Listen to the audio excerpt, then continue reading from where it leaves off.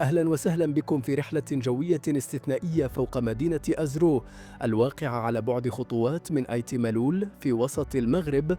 من خلال عدسة الدرون سنأخذكم في جولة لا تنسى لاكتشاف جمال هذه المدينة الهادئة وحيويتها، بالإضافة إلى الحرم الجامعي الحديث لجامعة أيت ملول الذي يعد رمزا للتعليم والتنمية في المنطقة. يظهر لنا التحليق بالدرون جمال مدينة أزرو من منظور فريد: الشوارع الواسعة، المساحات الخضراء، والهندسة المعمارية المتناغمة تعكس طابع المدينة الذي يجمع بين الحداثة والهدوء. ثم ننتقل إلى الحرم الجامعي لجامعة أيت ملول، حيث تظهر لنا الكاميرا التصميم العصري للمباني، الساحات الواسعة، والمساحات الخضراء التي توفر بيئة مثالية للطلاب. كل تفصيل يروي قصة عن التطور التعليمي والثقافي الذي تشهده المنطقة.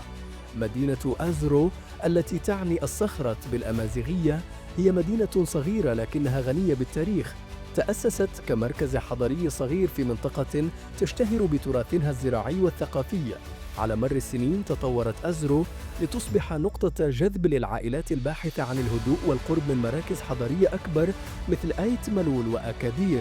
اليوم تعتبر أزرو نموذجاً للتطور المتوازن، حيث تحافظ على طابعها الهادئ مع الانفتاح على الحداثة. وجود جامعة أيت ملول القريبة أضاف بعداً جديداً للمدينة، حيث أصبحت مركزاً للتعليم والابتكار. من خلال هذا الفيديو ندعوكم لاكتشاف جمال مدينة أزرو والحرم الجامعي لجامعة أيت ملول من منظور جوي فريد.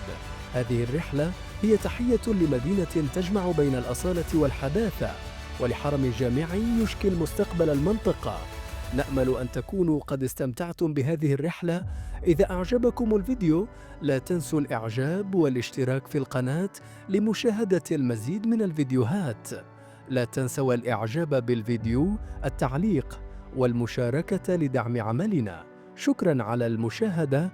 أترككم الآن لتستمتعوا ببقية الفيديو. إلى اللقاء في الفيديو القادم، ومع السلامة.